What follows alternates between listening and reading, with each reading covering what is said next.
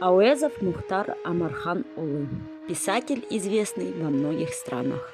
Ауэзов родился 28 сентября 1897 года в Чингисской волости Семейского уезда, ныне Абаевский район, Семипалатинская область. Семья Ауэзов находилась в родстве с семьей Абая Кунанбаева. Дед Мухтар Ауэз был другом и почитателем творчества Абая.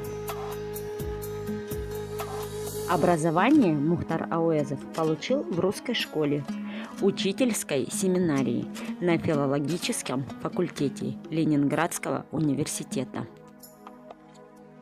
в аспирантуре Среднеазиатского университета. Первым и самым ранним произведением Мухтара Ауэзова была пьеса «Енлик Кебек», основанная на народном предании о трагической судьбе двух молодых людей, осмелившихся поставить свои чувства выше родовых расприй.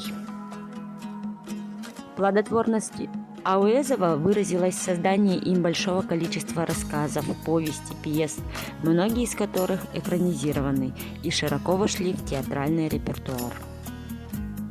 В романе-эпопее «Путь Абая», состоящем из 4 книг, в произведении отображен путь становления личности Абая в тесной взаимности с судьбой казахского народа, показанной во всей ее многогранности и глубине.